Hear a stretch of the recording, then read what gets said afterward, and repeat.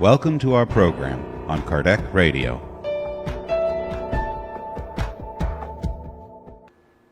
Hello dear friends, welcome back to Spiritism and the Media here on Kardec Radio.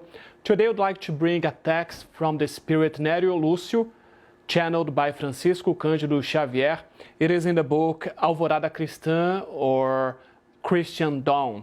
It wasn't translated to English yet, so I brought my own translation here. I'm not going to read all the text, but only some parts of the text. The name of the text is The Cry of Anger. It's on chapter 26 of the book. And I think it's a very good topic for us to think in our daily lives, in our daily activities.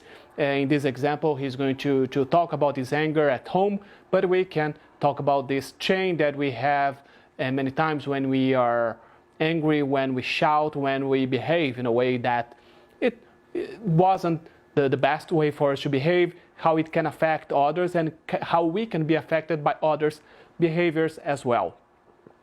So here, Nério Lúcio says, do you remember the moment you strongly shouted before lunch? For an insignificant dressing issue, you spoke ugly words aloud, disrespecting domestic peace. Oh, my son, how many evils were attracted due to your cry of anger. So he's talking about a situation at home where a man, a boy, he shouted during lunchtime, and then Nério Lúcio is going to describe all that happens after that. So because of that specific moment, many people at home were affected. The mother who had like high pressure after that, the father who was going to go back to work because of the mother's reaction and what happened with that shout, with that anger, he stayed a little longer. So when he arrived at home, he was late and his boss complained at him. He talked about the two sisters who were there and had to stop what they were doing to help the mother and to help the father. So it's talking about a situation, what happens around us when we have one of those moments of anger, when we shout, when we speak out loud. And it's very important what he said, that how many evils were attracted to your cry of anger. So we can also relate to what the spirits teach us, especially in the Spirit's book, about these connections that we made according to the way we behave. So we know that when we behave like that, when we have some specific moment of a cry of anger, of any kind of attack or shout that we have many spirits around us, those evil ones or not so friendly ones. They are willing for us to act that way. And the more we fall into that, the more we behave like that, the more we attract those spirits around us. And how we can relate that to the media. For example, because according to what we are watching, we can be attracting also that. Because many times we turn on the TV and we see some shows where people are yelling, when people are overreacting due to some news or due to some different situations, and that affects us as well. If we see someone angry, someone acting in this specific situation or behavior, as this man here, this boy here in this story, it's not only that person who is affected, but all the ones around us. So let's think about this chain, about this wave. Let's imagine it's like a wave in the ocean that goes and affects everything around us. Or if we think about a lake, like a very quiet lake, if you throw a stone in the middle of the lake, we will have all those waves, so all the lake will be affected. So this happens the same way. If we are watching a movie and we see a specific scene that we may be connected to that, we may feel what that character is feeling.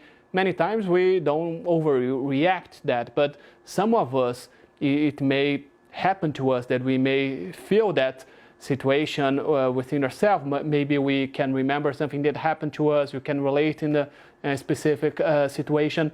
So let's be aware of the way that we not only that we act in those situations, but the way that we are affected by those situations, remembering that always we have this chain and we have these connections to the spirits that are around of us. As Paul of Tarsus used to say, we have this cloud of witness around us, many times good witness, good spirits, many times not that good. And we are the ones who choose to whom we would like to connect. And Nélio Lúcio, so he talks about what is everything that happens, and he says in this story that it took 6 months for that family to come back to where they were. So a specific scene, a specific cry of anger of one person in the family changed the harmony at home for 6 months. So that's a lot of time. And he tells after that, we are all united reciprocally through bonds that proceed from divine designs. Nobody meets randomly. Higher forces propel us towards one another so that we learn the science of happiness in mutual love and respect. The blow of the axe knocks the tree down for good. The gale destroys a nest from moment to moment. A man's thoughtless action, however, is much worse. The cry of anger is a deadly ray which penetrates the circle of people in which it was pronounced, and lingers indefinitely, causing illnesses, difficulties, and heartbreak.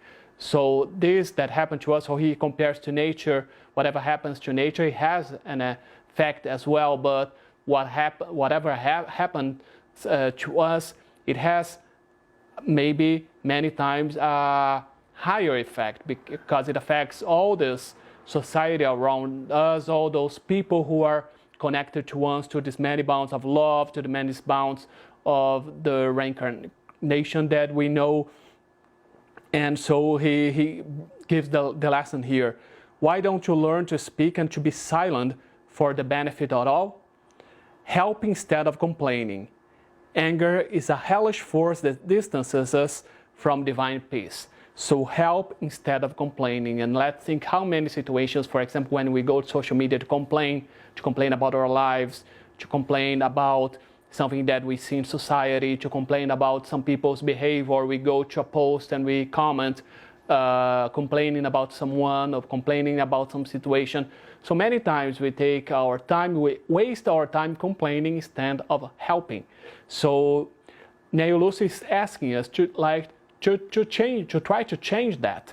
And we can do that. We can do that, for example, if we think about very small acts in our own life. When we call someone to see how the person is, instead of complaining about our lives, let's talk something good about us and ask something good about the other person, so we are able to have those chains, to build those chains, those good chains around us.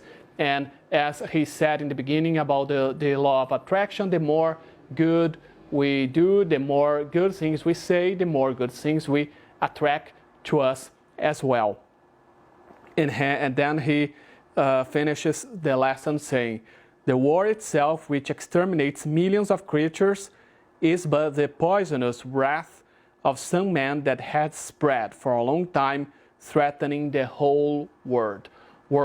So he says here that many times just a few men are able to change a whole society. And let's try not to be those men, and let's try also to change those waves that those men bring to society. So we are not able to be in the middle of that, but we can be the ones, we can be the God's tools to change the way that society is right now, because we know we are growing, we're evolving. The planet as well is changing for a planet of regeneration. So we are the ones who are doing that transformation. So let's be good tools for God to make that change. And as usually, I am going to finish with a lesson from the book Happy Life by Joana de Angelis, channeled by Divaldo Franco. I'm going to open it randomly. So we have here lesson 38. Use the truth for the purpose of helping and never as a weapon of aggression or retaliation. Truth is like a diamond. It requires appropriate storage for safekeeping, and when thrown at someone, it does not wound him or her. Your truth might not be the actual truth, or at least the whole truth. Save it for the right time when it might be useful to restore someone's dignity or bring him or her back from the edge of madness and illusion. Thank you so much for your company. May God bless all of us. See you next week.